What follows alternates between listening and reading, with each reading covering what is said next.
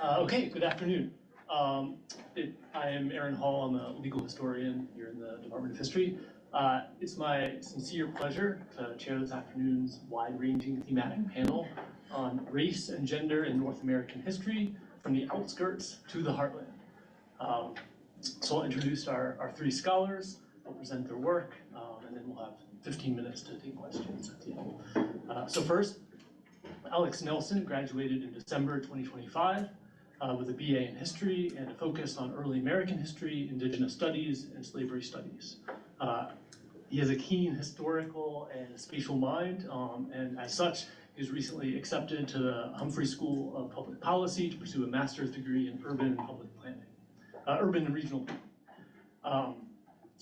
Next, Nadia Woolner is a senior undergraduate student majoring in history. Her academic interests focus on the history of the Soviet Union, as well as broader social history and historiography. And beyond this academic work, Nadia is passionate about music and enjoys playing the piano and drums.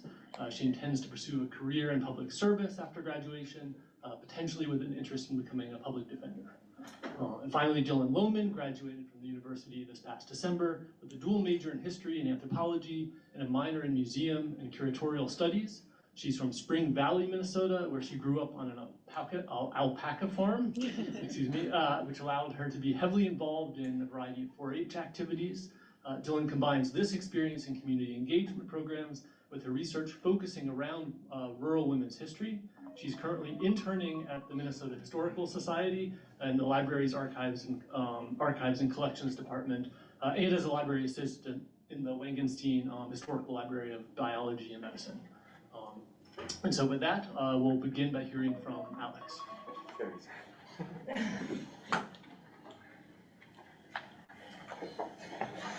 All right. I'd like to begin by thanking Professor Hall for the very kind introduction. Do you want to use the lapel mic? Yeah. It's right next to you. Just push that top button so it'll turn green. Nope, the top in the big kind of circular one. Does that work? Yeah, it's working. And you can just hold it as well. Okay, to begin, I would like to talk briefly about Native societies broadly. They were very large and complex and held a lot of political power for a very long time. They were able to effectively negotiate their place between and within the larger European powers that claimed to dominate them. And the colonial powers themselves often relied on native networks and trade routes to effectively colonize the land. A note on maps, I will get to that in a minute, but the maps that we see in textbooks are often wildly inaccurate and were mostly made for imperial courthouses. So here's a couple examples of that. The one on the right is what you would find in a textbook, talking about imperial control of North America, and then the one on the left I found very useful. The deeper the shade, the more actual control a power had over that area. So you can see the British did actually control much of the eastern United States, whereas French power was mostly concentrated in the St. Lawrence River Valley and New Orleans, and the Spanish mostly around Mexico City and some places on the hinterlands. The vast majority of the claimed land was never really administered by Europeans at all. To speak on the Caddo, my project talks about the Caddo specifically as an interesting case study. They are a Mississippian mound builder society that dates back to before like 1000 CE of continuous habitation and culture. They operate a really interesting space where they interacted heavily with British, French, and Spanish colonial powers, and then later the Mexicans, Texans, and Americans as independent nations. And they were also peripheral to the larger Cahokian society of a couple hundred years before European arrival. So they were very involved and effective at negotiating their place within larger going-ons around them. And I find it very interesting. The point I'm going to drive today is that it is the very specific form of American plantation slavery, which is what puts an end to that ability to negotiate space. Here's some more maps of the Mississippian world. You can see that the Caddo Confederacy homeland are off to the sides, whereas like the middle Mississippian would have been more like the Cahokias and large mountains that you would hear about. To start off about colonialism, I'm going to focus mostly on the Spanish and the US. The French are kind of a footnote in the story, but I can speak on that a little bit if you'd like. Spanish saw the natives as eligible for evangelization. They came here to convert them to Christianity and to enslave them to mine their copper. Race, as Americans think about it, didn't really exist in Spanish colonial society. That really develops with the United States and the internal slave trade. And there wasn't a widespread practice of treaties to delineate indigenous land. It was mostly the settlements were far out, fortified, would be used to collect people into encomiendas, use them for labor, and then return them to Spanish society or otherwise. The encomiendas were places for religious conversion. Technically, you could go free from these places, but in effect, the Catholic friars and missions were run like Caribbean sugar plantations. They were incredibly deadly places.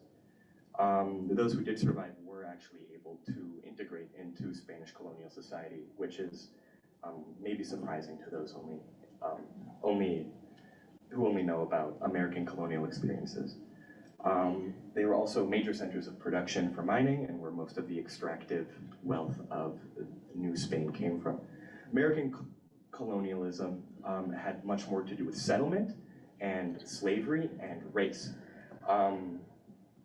What makes it so different is one, the slave trade, but two, the banning of the slave trade. It ended in 1808, and obviously slavery goes until the Civil War, almost 60 years later. And that whole time, slavery had to be self-sufficient. So the traditional, how do you say, justifications for slavery dating back to antiquity were like, had to do with capture and conquest. The slave trade was all right because they were captured in Africa and brought here, and that sort of commerce is acceptable. With the ending of the slave trade, the planters in the South still needed slaves, so they started to invent new reasons to keep them enslaved, and the easiest way that they found was inventing race and keeping them enslaved due to their race. And that is where we get the intense racial stratification of American society and the obsession with whiteness and defining whiteness, because being able to define yourself as white meant that you could argue that you were free. And that could not exist when an entire economy relied on enslaved labor. So I already kind of talked about this. Let me see. Yeah, so the US really defines race as necessary for the continuation of slavery. In New Spain, the Spanish used African slavery mostly in the Caribbean. When it came to Mexico and most of the mainland, it was a lot of indigenous slavery. They would capture them, they would go on slave trading raids. There wasn't a lot of universal dispossession because the slave trading raids became so frequent and violent that people would just leave, and those who survived would integrate. So vastly different systems. Slavery also plays a huge role in the history of the Caddo. The Indian Removal Act, which I'm sure most of you know, the mass removal of all the tribes in the southeastern United States, was signed by President Andrew Jackson mostly as a way to free up the land that they lived on for cotton planters and tobacco planters, despite the fact that the land was already being worked by these indigenous people. The Caddo are able to survive that initial wave because the Red River Valley of the South that they live in is home to the Great Raft, the Red River Raft, which is the largest log jam on the continent and lasted for, I think, 1,000 years. It was just logs from like Baton Rouge through Texas and Oklahoma. It was really, really incredible.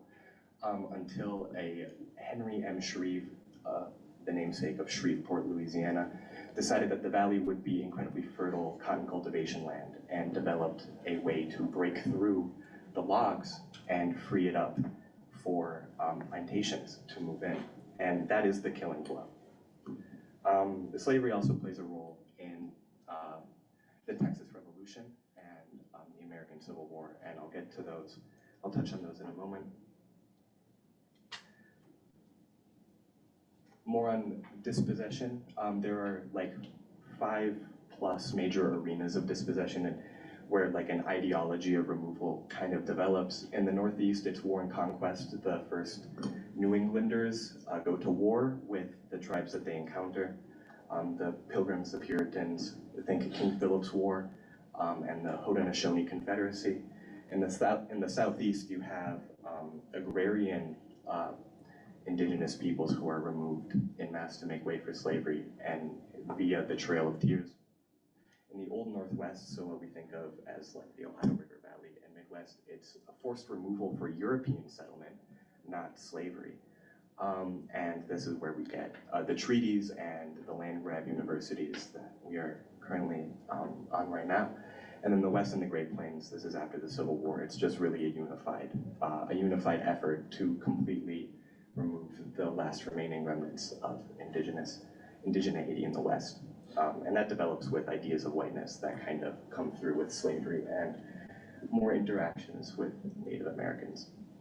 The West Coast, I don't know too much about, admittedly, but that's a whole nother microcosm. Texas is really the confluence of all of these places. Europeans, Spanish especially, came very late to Texas, so the native groups had the most amount of time to like rebuild, and after being wiped out by disease, to rebuild and interact. The Caddo also inhabit part of Texas, and being agrarian, they're mostly left alone by the Spanish colonizers they're traded with. It's until the push westward where Texans become incredibly polarized and violent, and they are kind of wrapped up into this grand drama and eventually forced to move to Oklahoma.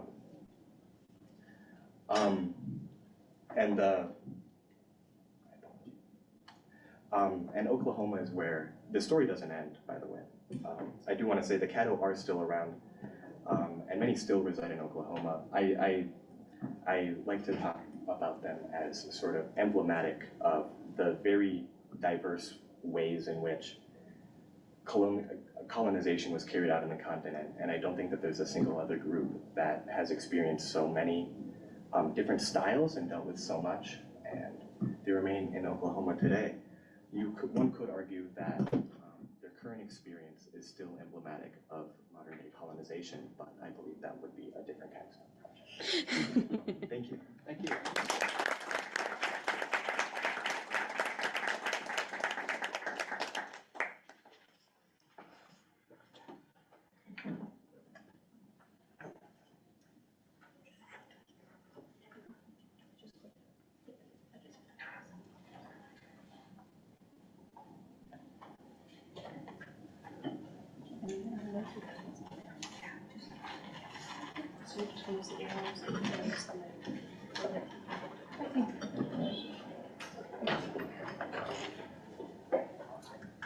Okay. Hi everyone. My research has looked at historiography and examines how chattel slavery was portrayed in U.S. history textbooks. I've studied how textbooks written after the Civil War chose to describe and oftentimes distort or ignore the realities of slavery in the U.S. I've looked at 15 textbooks published between 1872 and 1917 and compared how they discuss slavery based on the author's background. So if they're from a northern or southern state, northern of course meaning aligned with the Union, and southern the Confederacy, as well as their decade of publication. I've compared these textbooks to each other, but also to first-hand accounts from formerly enslaved people, along with laws and other historical records to identify inaccuracies and omissions. The first part of my research focuses on how compares white-authored textbooks, northern and southern authors, and how their portrayals of chattel slavery differ. And then the second part looks at textbooks written specifically by Black authors and explains how they use historical evidence to more fully document the realities of chattel slavery. I then compare these Black authored textbooks to white authored textbooks overall to highlight the differences in representation. Great.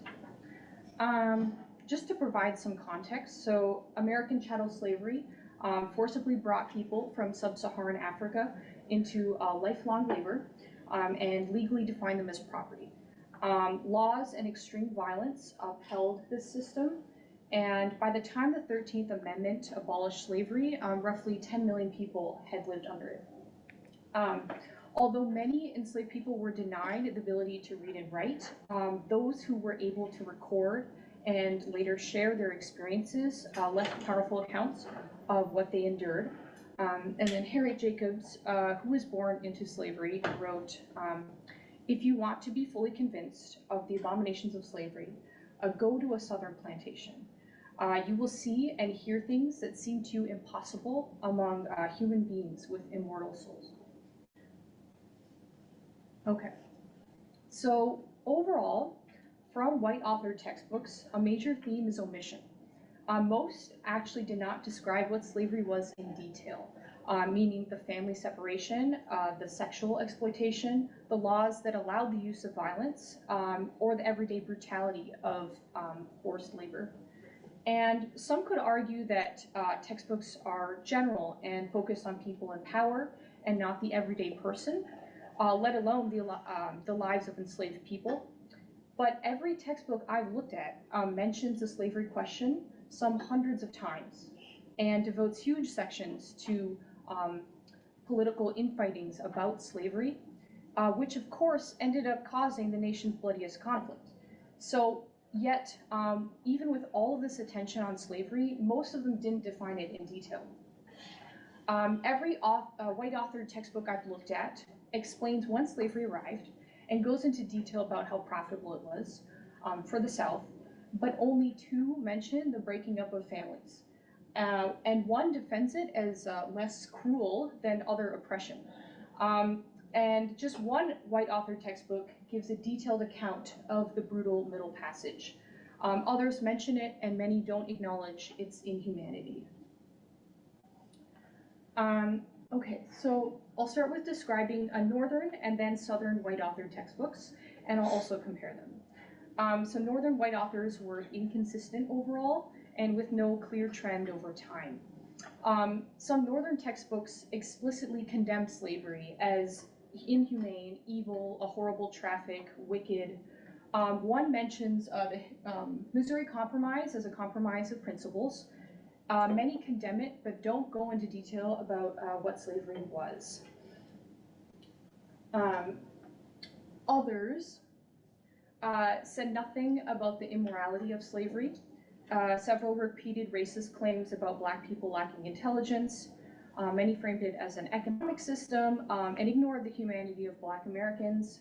And then some just simply laid out the two sides politically. Importantly, none of the northern white authored textbooks mentioned the banning of literacy, the sexual violence, or the legal structure that denied basic rights through violent punishment. So while northern white authored textbooks weren't as actively inaccurate as southern white authored textbooks, which I will later describe, many still had omissions that gave an overall misleading picture of chattel slavery. Okay. So in contrast, southern white authored representations of slavery are much more uniform. Southern textbooks overwhelmingly defended slavery as a positive good, portrayed slave people as childlike and happy, devoted, and claimed that slave holders were kind and moral, argued slavery Christianized and civilized Black Americans, and just constructed an image of slavery as beneficial for both enslaved people and the enslavers. And unlike northern textbooks, most southern ones crafted these vivid images of a harmonious plantation life and minimize or didn't even discuss the actual violence. They also, of course, share many omissions with the Northern texts, but they went further by rewriting history and creating a different reality of the past. So overall, the Southern textbooks appear to be the clearest example of deliberate historical distortion. So these omissions and inaccuracies found among white authored textbooks appear to be part of a larger trend. Inaccurate representation of Black American history was recognized by Black authors, who in response aimed to present a fuller account of Black history.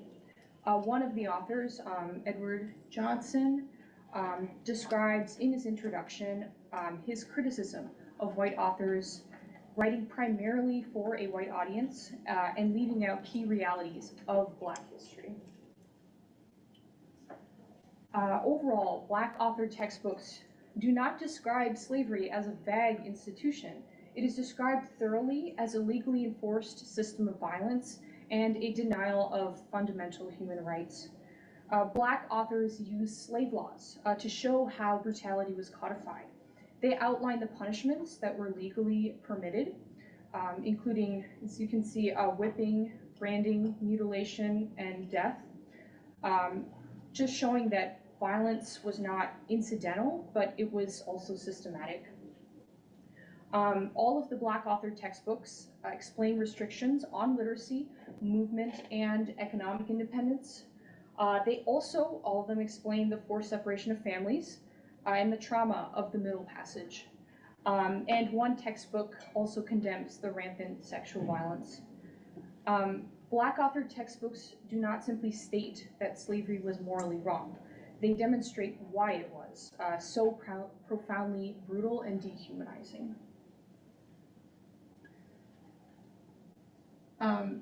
So what stands out is how the Black authors' textbooks built their arguments. They relied primarily on legal records and firsthand accounts. So slavery is described through the lens of those who endured it. And the result is a primarily consistent description of slavery among these Black authored textbooks.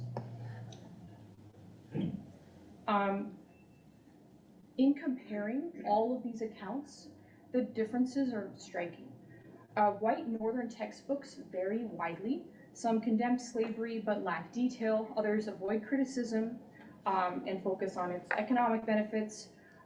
Because these authors tend to overlook key evidence, they don't really present a thorough or consistent account of slavery.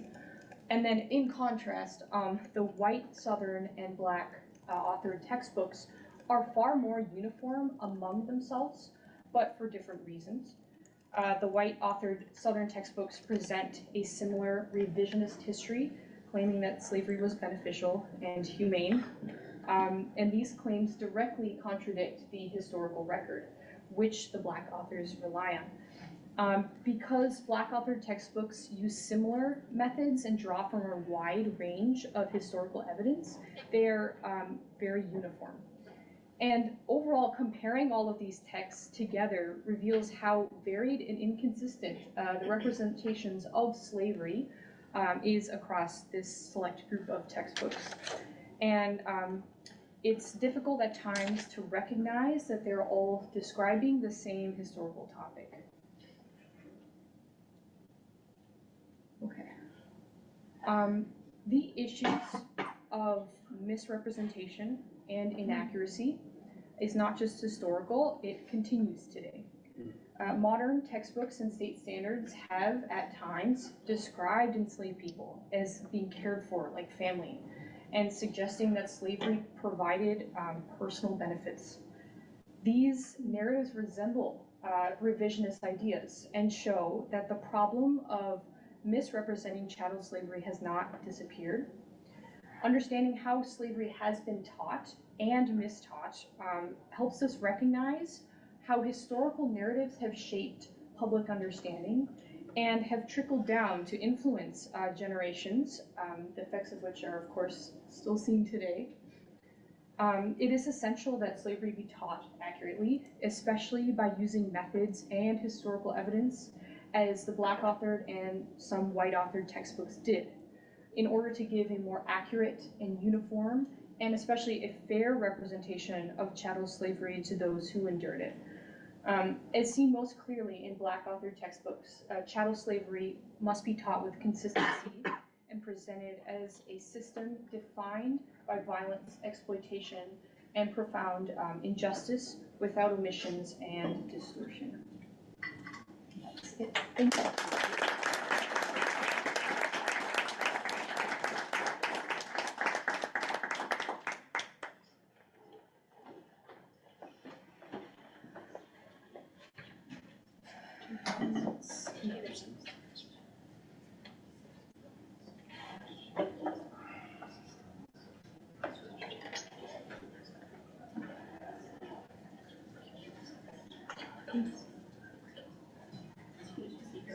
Okay.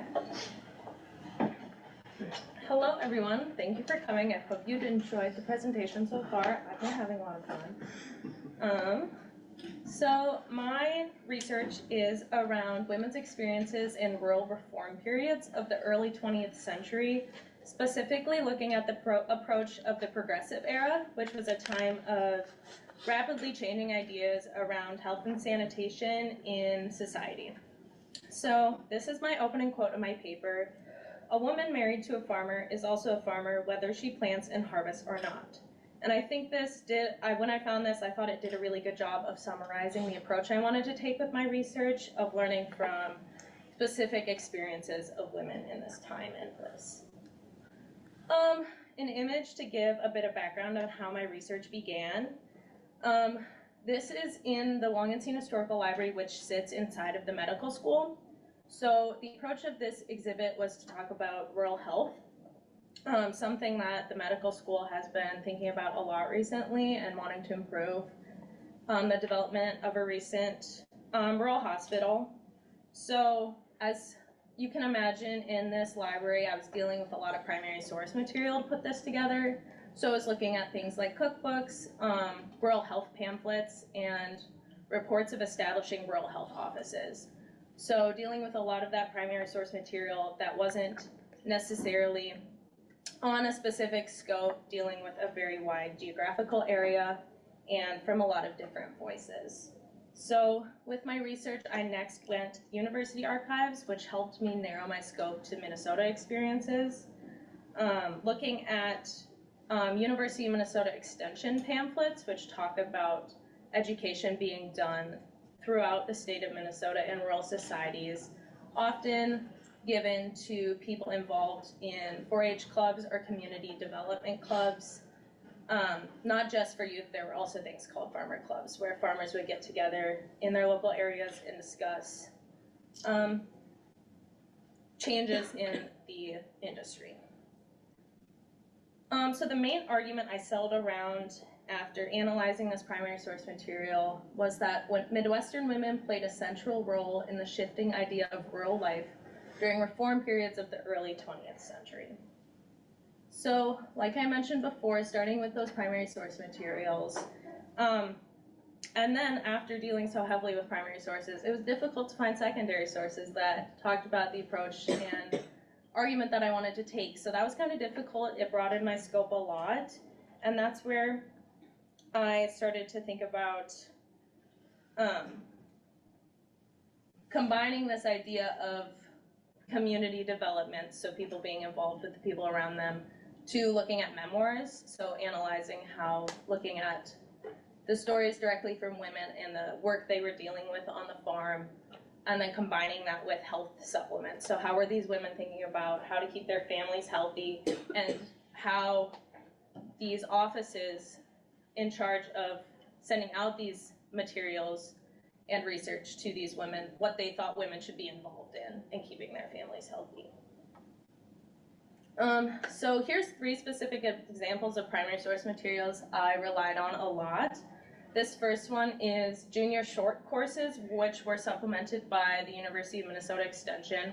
So these were given to children to think about ways that they could be educated on the agricultural industry and what they should be taught to, keep them informed on the industry. And also, I'll touch on this later, but the idea of wanting to keep children on the farm and educating them so that they would grow up to stay in rural areas and develop the industry further.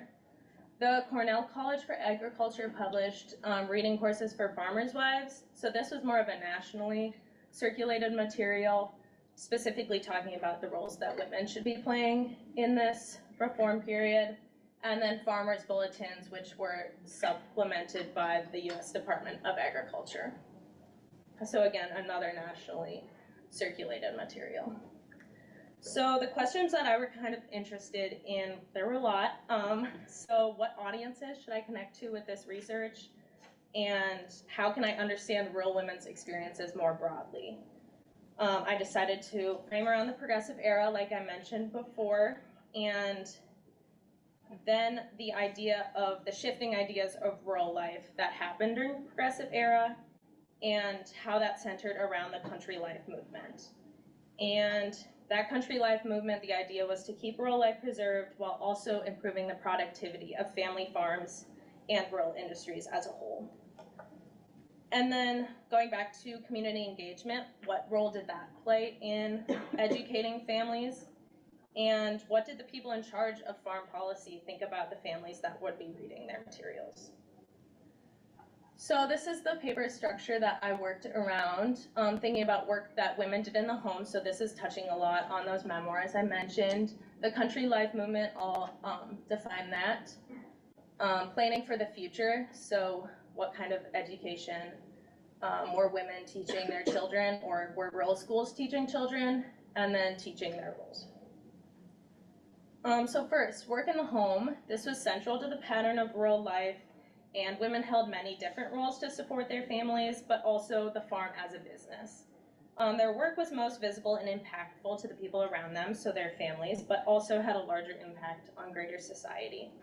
It was important for me to highlight how women were actively involved in their work and livelihood and did not act solely as a support system for the men around them. To understand specific examples of the type of work women were involved in, I looked at these memoirs, and that gave clues on how women involved themselves economically in decision-making for the farm, so advising purchases and investments that should be made for improving their livelihood. And then combined these memoirs with published materials like those circulating pamphlets that I talked about before. This exhibit panel pulls from a reading course for farmers' wives talking about home industries that women could involve themselves in. So all dealing with things around food production, but a way to make extra income. Okay, the next segment talks about the country life movement. So this began with the hopes of creating a more productive lifestyle for rural residents. The reformers saw productivity as fulfilling and that it should match the new urban lifestyle that was moving so quickly. The goals of this movement were still to keep populations rural to allow for agricultural industries to grow. So the Committee on Country Life was appointed in 1908 by President Roosevelt, and surveys were taken on the current living conditions and educational resources were distributed to people living in rural areas. The movement saw women as tools to pass down the cultural traditions of the past and the ways of life in farm families. I mentioned this before, but rural schools also underwent reform to teach agricultural knowledge to children. Next, planning for the future. So women were actively involved in planning for the future economic state of the societies around them. So those cottage industries I referenced before in the exhibit panel, it allowed them to boost outdoor work time and supplement the mainstream of income on the farm. Creating and engaging in community clubs allowed women to socialize with their peers and learn from one another. So one example I looked at in my paper was about Shakespeare clubs, so engaging in literature and women talking about the influence of that in larger society, but also how it related to them And then also these farmers clubs that I mentioned before, so things that dealt with their lives at home. So my final section is on the role of teaching to their children and one another. So these published materials emphasize the importance of making work more efficient in all aspects of farm life, and that included inside the home. So how can we make women's work more efficient and give them more time to work on other things?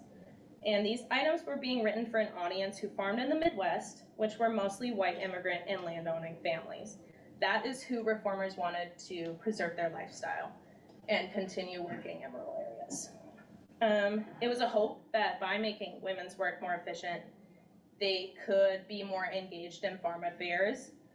And with rural schools and the materials being supplemented to 4-H clubs, girls were taught home economics alongside agricultural programs, which were targeted for young boys. In my research at university archives, it was often like, girls can do this too, but only the girls are allowed to do like the bread making competitions and things like that. So it wasn't completely exclusionary at that time. So what? This approach was important for me to highlight the stories of real work that women were responsible for, rather than simply sitting with the modern lens that is often applied today that sees women as a subject to the men around them. Need to work deeper than this and think that women were playing, and see through the memoirs that women were playing an active role in fostering their future. The ideas of their traditional work grew beyond expectations to take on new importance through these rapidly changing times. And I just have a few more pictures of my panel. So talking about cooking and the roles that played in nutrition and having to think about how to keep your family healthy, and then the development of rural health offices, which I kind of moved away from in my paper, but thinking about through rural reform, how those were established. Yeah.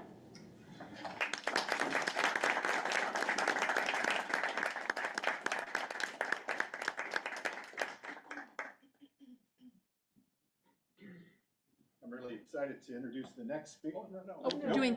You're doing 3 now? We're gonna do we're doing the discussion now. Sorry. Very excited. All right. Thank you for those wonderful, diverse papers. Really insightful. Why don't we take questions from the audience?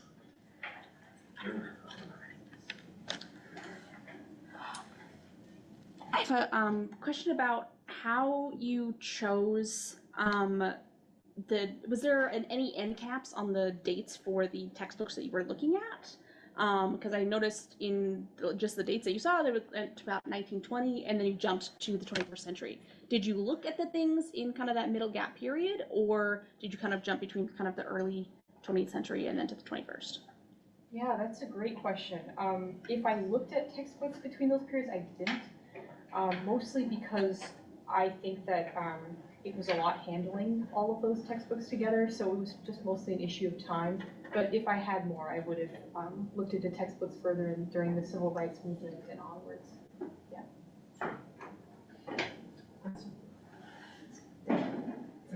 Dylan, right? Yeah. Just looking at your presentation, it was wonderful, by the way. Thank you. Did you draw the parallels between the women's work that you described or talked about with women's rights that were emerging during that time, or how did that impact it all? Yeah, I think what was emerging is women saw their roles as becoming, like they saw themselves as leaders in the home, so I think that emerging along the same time, I wouldn't say they were necessarily behind the times of women's rights, it was more they saw their autonomy in their families and their smaller communities, so,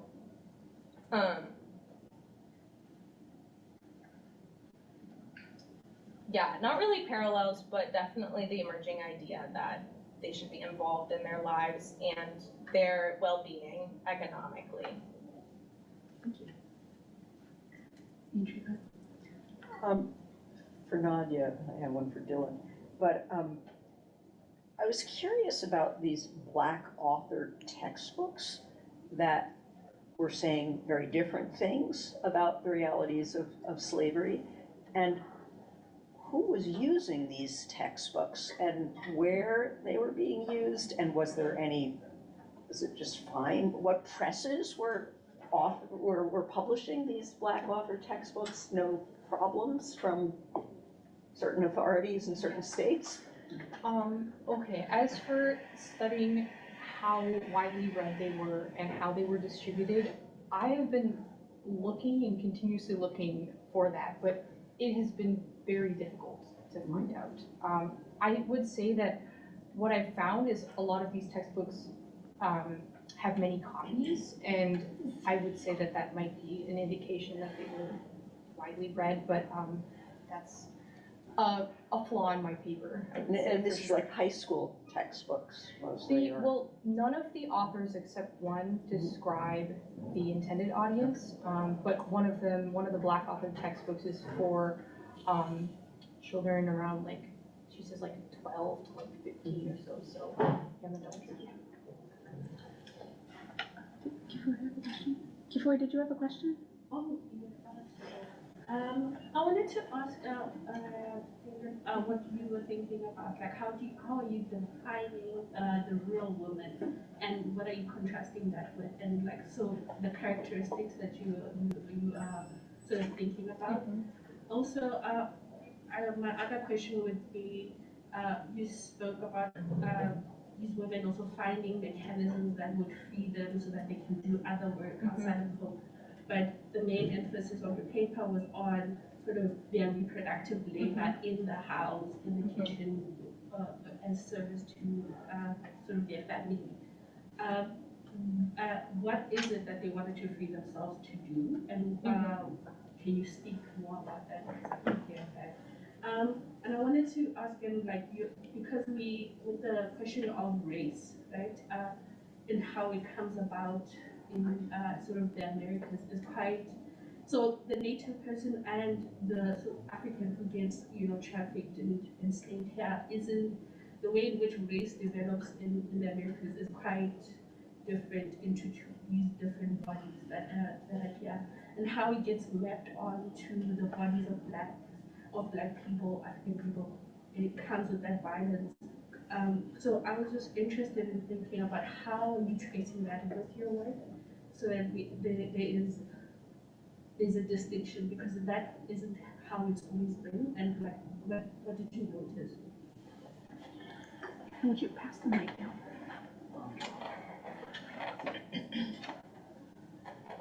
Press the button on the bottom.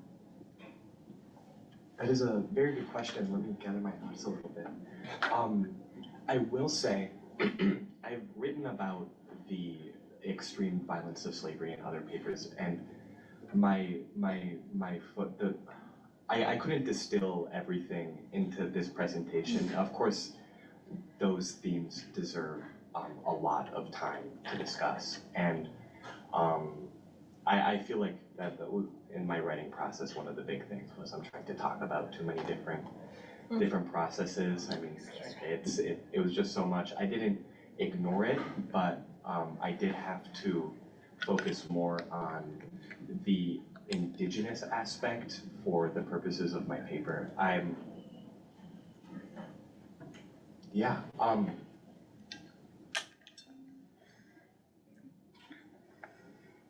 That is, I will be thinking about that. So I'm sorry I don't have anything right now.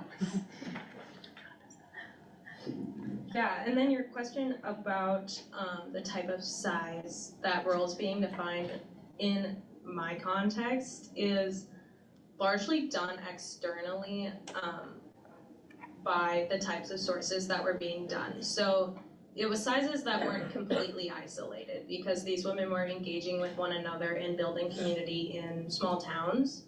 So they were still able to like collaborate with one another and that's like a limit of these sources, being things that would be discussed with one another and then women sharing their experiences with one another. So I guess my definition of role in this context is like around small towns, like maybe railroad communities and that size.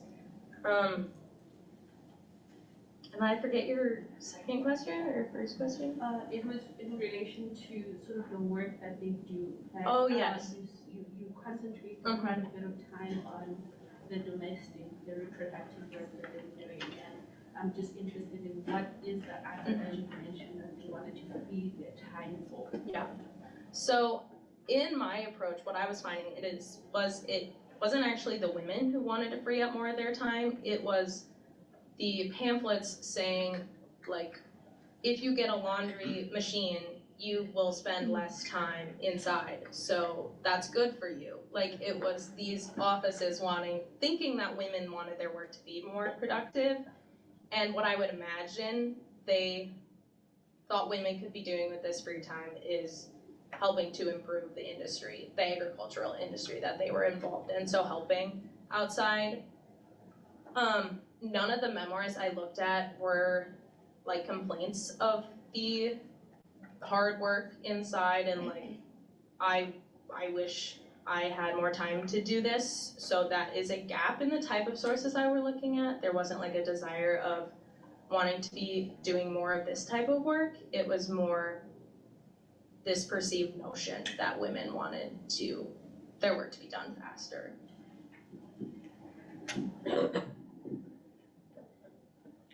If I may, I would like to ask a question of each of you. First, for Alex, I was curious whether in the sources that you explored that discussed Caddo's strategies of engagement with the different colonizing powers that they encountered over the long durée that they did, you saw particular changes or continuity in those strategies as they faced sort of different kinds of threats or threats of different magnitude. For Nadia, I wanted to ask whether you would speculate about a causal explanation or a contextual account of why, let's say, very graphic and explicit abolitionist literature from the age of slavery that details, horrors including sexual violence, like go away or consigned only to Black authored publications when that knowledge had been in text, had circulated, broadly in the North.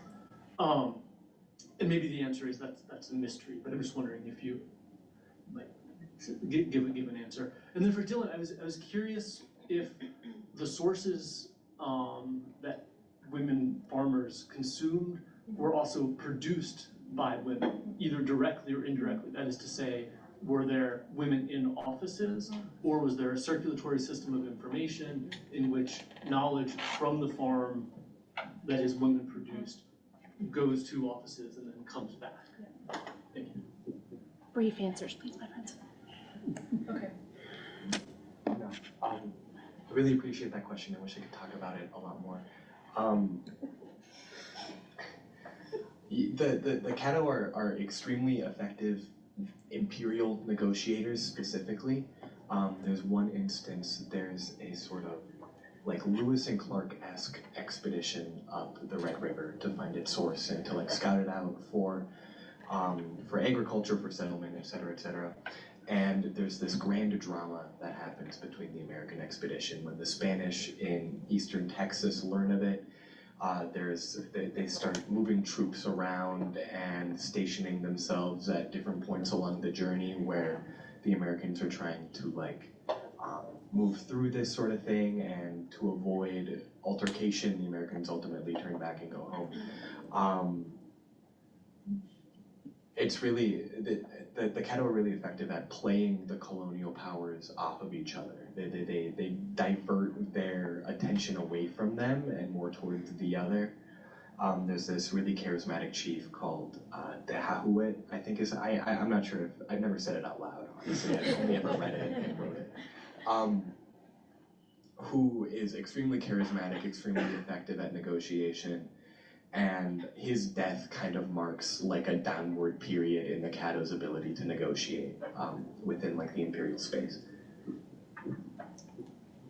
Okay, that's a very good question, because I found that when I was looking at the Northern textbooks, I was very surprised by my findings, simply that the abolitionist writers and movements before the Civil War were much more clear and explicit in how slavery was portrayed and described. But as for possible reasons or why, perhaps it was a movement to reconcile the nation after the Civil War and to not vilify the South.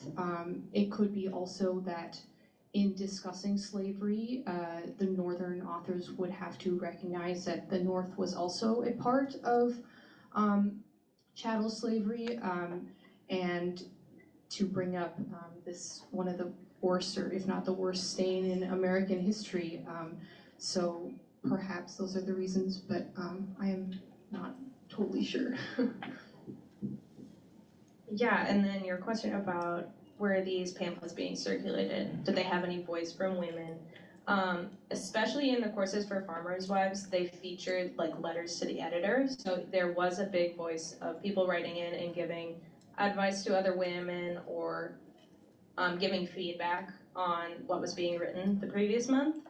And then also with University Extension, at this time, there was a home economics division at the U, and that was heavily involved in Extension and then dealing with the education being sent out to farmers.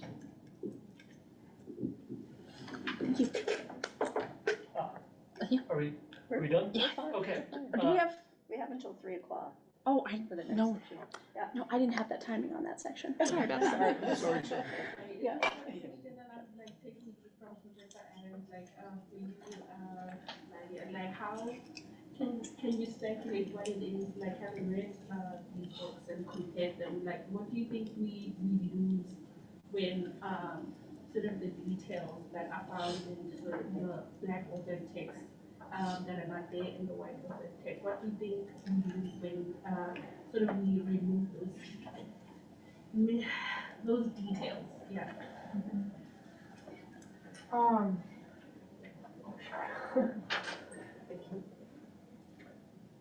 Well, hello. I think I describe them as details, but I think that even saying details is not maybe a correct term because they're much bigger than that. Like, you know, the separation of families and the middle passage, those are huge and very important. So omitting that is, it paints what even is slavery then at that point? How do you know and conceptualize what it was without that information? So I think it's just essential that be included in how it was described.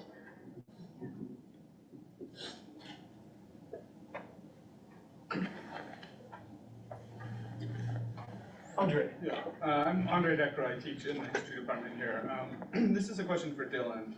In your research in the Extension archives, you had mentioned in the presentation that a lot of what was being promoted was a sense of immigrant, especially like white immigrants. And I was wondering if you noticed anything in the archive about, these are texts written in English, about the difficulty of sort of transmitting knowledge maybe to people who were recent arrivals in the United States, or also the sort of limitations of even just like text-based knowledge, and whether or not that there was sort of a recognition within the archive and in the university about needing to do other things beyond just sort of creating pamphlets and publishing them, or making them more accessible to an audience that could actually use the information. Yeah. I think especially in the time I was looking at, there was no acknowledgement of that in the archives, of acknowledging that these pamphlets are in English and so only some people can utilize this material. And I think that's a limitation of the types of sources I was looking at as well, and that education about agricultural industries cannot always be done on paper or through circulating materials. Sometimes it's done verbally and by shared experiences, especially in immigrant farming communities that are really present in the Midwest. And so at this time, like, there was no acknowledgement of that I saw in like government pamphlets and extension pamphlets. I think that's something that was more done within communities rather than by offices.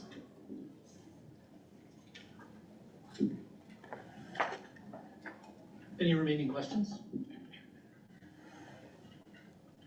Okay, well, let's give a round of applause.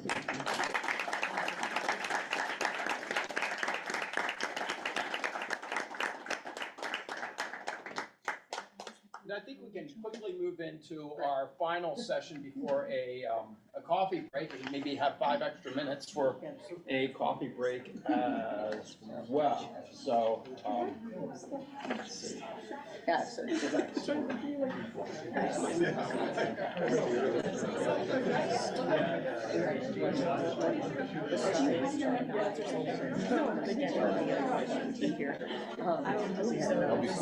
just checking. I don't need to have a history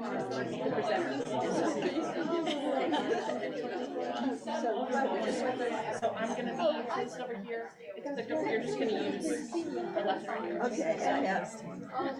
And She really wanted to, and then she was gone. She had this trip. I mean, this clips on her. Right when Shin-Wen was here and when this was happening.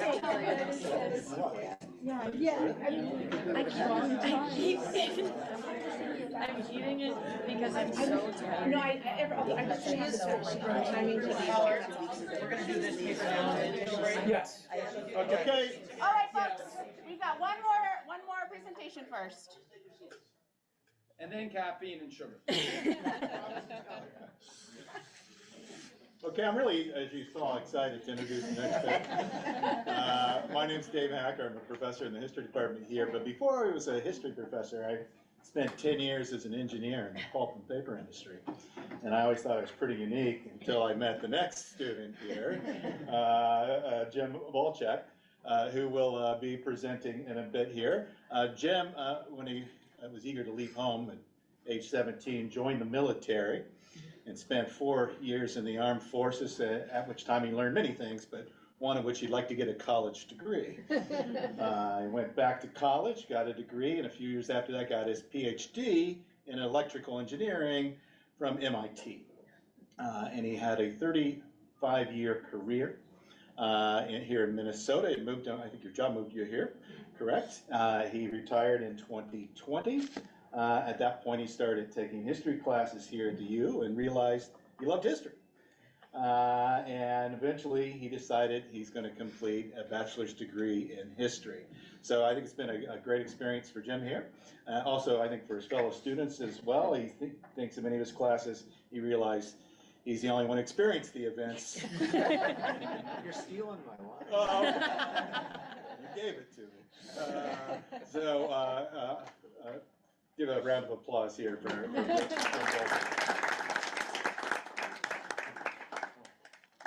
I noticed when I was sitting here watching the earlier presentations, my history is actually newer than almost everybody else's. There were a couple in the morning that post-dated mine, but other than that, it's the earliest thing.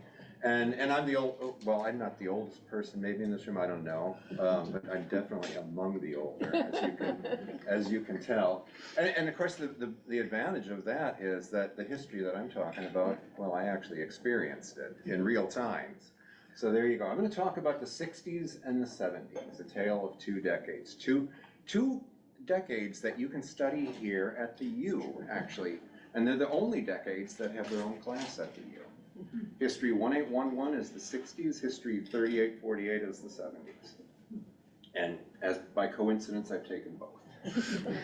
So if you look at the popular sort of image of the 60s, these are adjectives I came across: explosive, happy, wealthy, optimistic, idealistic, the age of great dreams, somebody called it. We've got the nobility of the early 60s, the Civil Rights Act. There's Lyndon Johnson signing into law the Civil Rights Act of 1964. There's the idealism, Woodstock, 1969, 500,000 people getting together in peace and love, and There was strife.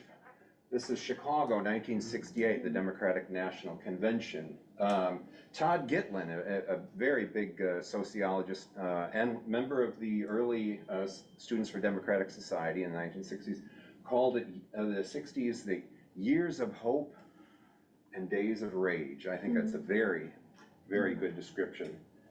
The 70s, on the other hand, this is a decade that even a mother can't love. Subdued, cynical, poor, pessimistic. The decade of ill repute, one of our historians has called it. Richard Nixon there with his tapes in Watergate. The ignominy of the U.S. withdrawal from Saigon, 1975. All those years wasted, you know, and then the helicopters taking off from the roofs. And things, economic times were bad in the 1970s. Gasoline shortages, 1973 and 79. Stagflation, you know, stagnant, high unemployment, high inflation at the same time. The 70s just don't get a good image. They don't have a good image. So I got to wondering, well, when did this big change occur? You know, when did things suddenly switch? And now, if you're talking about periodization, in history, one way you can say that they switched is, oh, well, just take January 1st, 1970. Or there's people that are even more pedantic, and they'll say, well, no, it's actually January 1st, 1971, because you have to have 1,970 years pass before you enter the 70s. Well, I won't dignify those with any consideration whatsoever. The more useful approach is choose an event. Watergate, there's a good one to say that's when the 70s began. Vietnamization, the winding down of the war in Vietnam, the ending of the war in Vietnam. The whole year 1968 is often brought up as, that's the end of the 60s. You know, all the things that happened. MLK Jr. assassinated, Robert Kennedy assassinated, the Chicago Democratic National Convention, the election of Richard Nixon, you know, all of these things. Another event, a particular one that people may not be familiar with is Ultimate. The Ultimate concert was sort of the dystopian version of Woodstock. Things didn't work. You probably don't know it from the name, but you might have heard about it was the concert where somebody thought it was a good idea to have the Hells Angels provide security, and they were paid in beer. I am not making this up. And of course, it went bad. So, but I'm going to assert that calendar dates and events are extrinsic to the times. They are things that happen outside the times. Like Ultimate, take for example, that was probably one person's choice, or a small number of people's great idea. There were many other concerts that happened in the 1960s where there was violence, and that even the guy who organized Woodstock had dealt with that in the past, and his experiences with that helped to make Woodstock what it was. So those dates and events really are, again, I say, extrinsic to the times. I wanted to look at something that worked with the zeitgeist, the spirit of the times. What were people thinking? What were they feeling? You know, what was the sense of the times? So, the way I approached this was, I chose a set of descriptive adjectives, deliberately chosen not to be immediately associable with one of the decades or the other, but to draw distinctions: rich and poor, happy and sad, trusting and suspicious, things like that. And I associated with those contemporary data from the times that could show a transition point between one and the other of those. I polled a target audience of people, asking them to associate the 60s and the 70s individually with these different adjectives. I allowed them to say weak and strong association. I weighted the transition points that came from the data by the strength of the response. And from that, I calculated a single transition point from these weighted averages. It's just all, numbers, basically. So here's what I came up with. Here's an example of the questions. Were the 60s or the 70s wealthy or poor? And were they very wealthy, very poor, somewhat?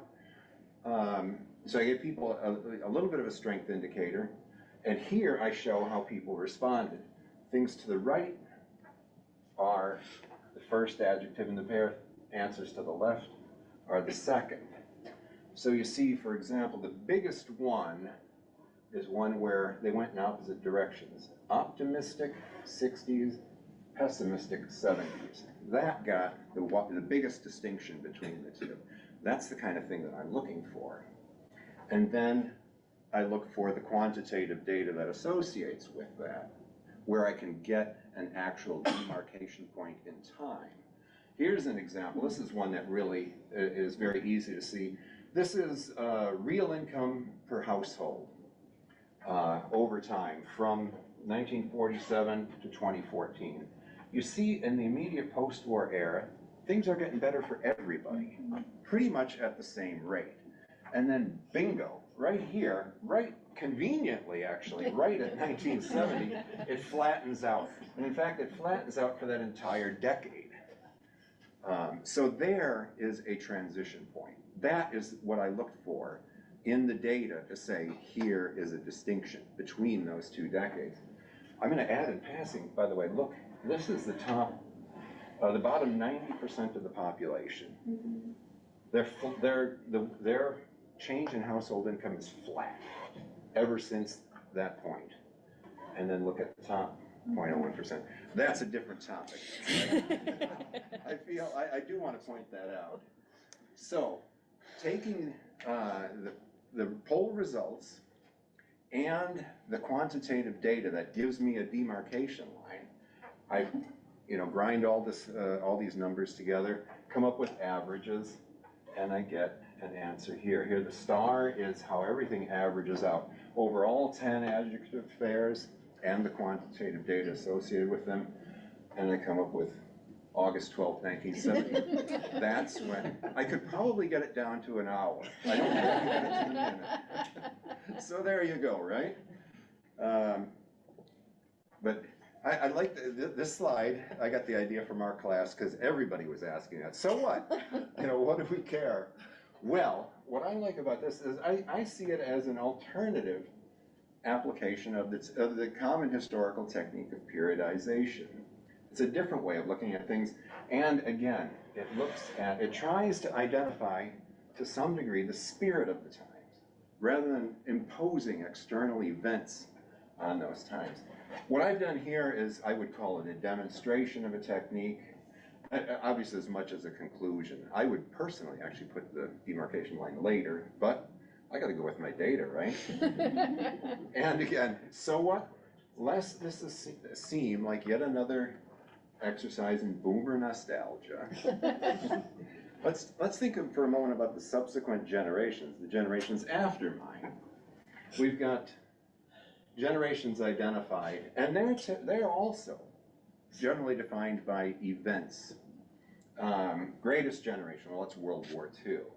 Silent generation, too young for World War II. The baby boomers were a statistical anomaly. You'll see that in just a moment. Generation Z, this is one of my least favorite. These are the people that are too young to remember 9/11. I'm not down with that. So I throw these away. And I'm going to say, people, even us boomers, look at us. Here's us boomers. If anybody is defined by events and numbers, it's us. But I can tell you, having grown up as one, there were big differences between people that were born in the mid-50s like myself, and even the people that were born in the early 50s and the late 40s. We saw things a lot different. And people in the early 60s, at the tail end, they don't even like to be called boomers at all. So I think that, we can't, I don't think we can, define generations by those kind of events and that. And fortuitously, during my class, we had a a family discussion at the dining room table, and my daughter, might be coming here to the U this fall, she offers up the observation, anybody who had a skibbity toilet phase is a Gen Alpha. Now that's funny, but let's look at Google Ngrams for the term skibbity, and thank you, Professor Hacker, for directing me here. And look at this nice sharp knee that we get in a curve of the references to the word skibbity. You know, and this is... Finding a rental shouldn't... That's another topic. And you know, we've got other things like clapback and bougie and stuff like that. But this kind of approach, I think, is much better at defining Gen Alpha than some kind of events. Because this is something that Gen Alpha is doing on its own. You know, they adopted skibbity toilet as a thing. You know, and now we got, what, 6, 7, all kinds of other things. So, in conclusion, a decade periodization based on the perceived zeitgeist, I like it because it's derives from intrinsic characteristics. And we can apply qualitative and quantitative techniques to the approach. It can be generalized to other forms of periodization, like the definition of generations, the demarcation of generations, sorry. And there's a lot that can be done with this. There's a lot of data mining techniques that can be used in that. A lot of quantitative techniques that can be used for, say, the choice of those adjectives and the choice of the quantitative data. That's probably among the least scientific of my work, but again, I think it's a demonstration of the technique. So thank you very much.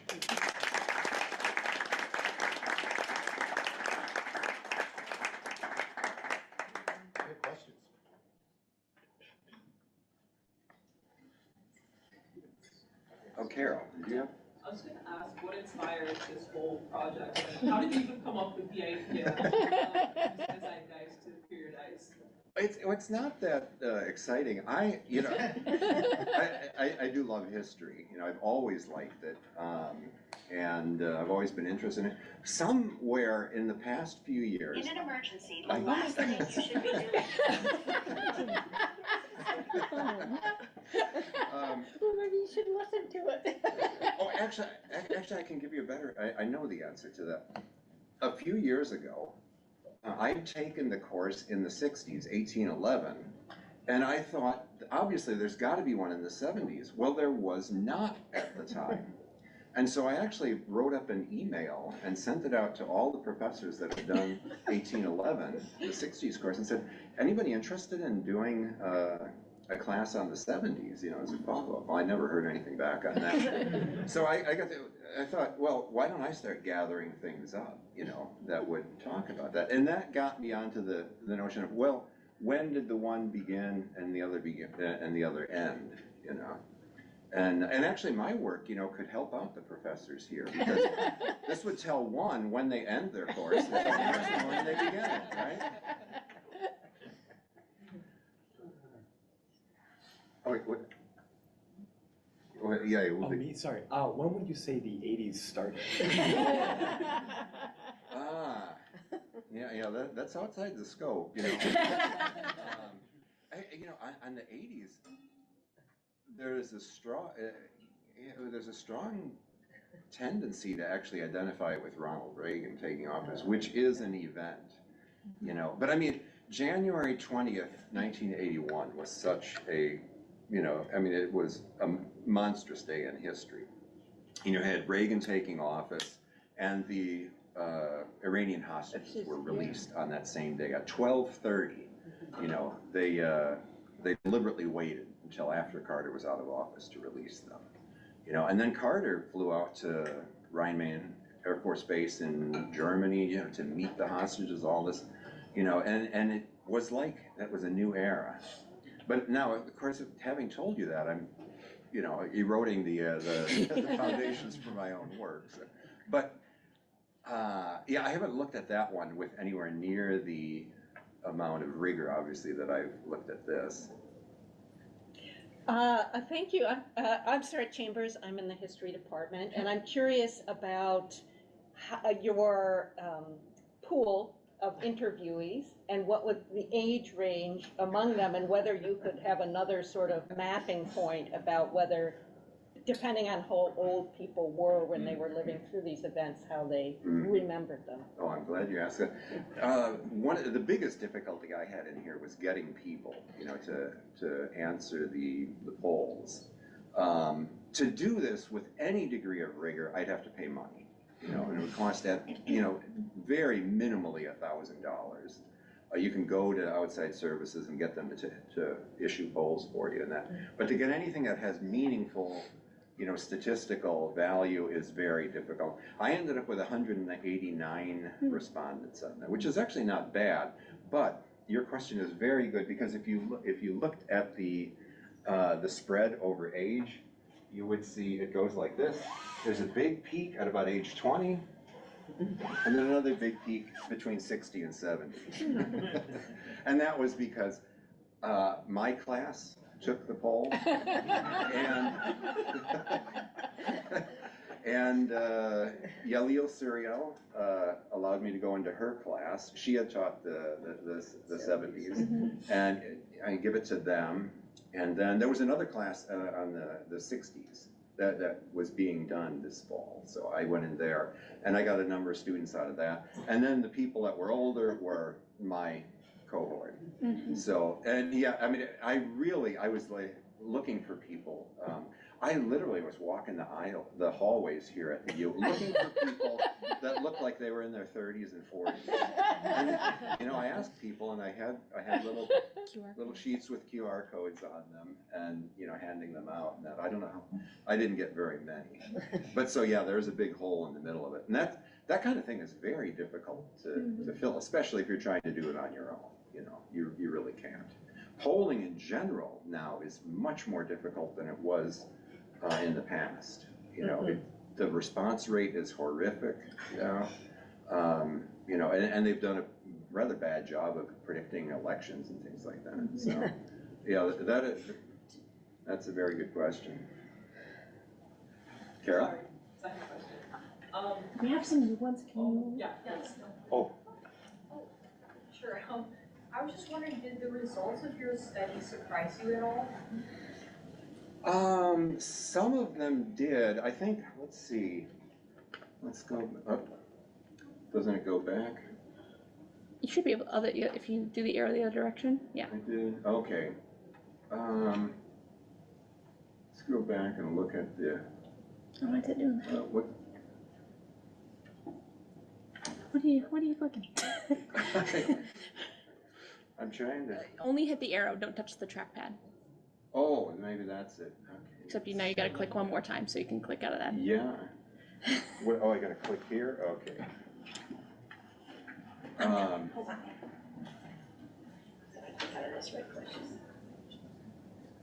Oh, one that did surprise me was trusting and suspicious. I had expected actually that I would get positive results for the 60s for trust, and then in the 70s negative results. Well, people actually went negative on both. It ended up being the second most profound, distinction, because the 70s were just off the track, off the rails, negative, suspicious. So that was a bit of a surprise to me. Wealthy and poor also too. I expected it to show up that 60s wealthy, 70s poor. No, didn't happen. Look at it. Well, we did actually. Sorry, slightly, but not near what I expected. Assertive and restrained were a little bit. I expected people to say that the 60s were assertive. We're in there in Vietnam, carrying out a war. And then restrained during the 1970s were much less adventurous as a nation. But that didn't come out in the data that I got. So there were some surprises in there. Nadia? Oh, no, that was my question. Oh, that was your question. Sorry. Oh, who else was this? Aaron. Oh, let's get over here. Now she's gonna. Where else do you think you can apply? You've developed an approach to building perhaps more relative or more realistic and more useful approach to properly delineating different periods of history. Are there any other periods of history you feel like could really apply this to, and this is a very good application of the existing delineation systems used for that period of history? So you're like looking for examples of other, More so like you found a very interesting approach to this. Yeah. Like, are there any other periods you really want to? Okay, I want to try this approach for this period of history. Yeah, actually, you know what, the first thing that comes to mind is I was thinking about this as I was waiting.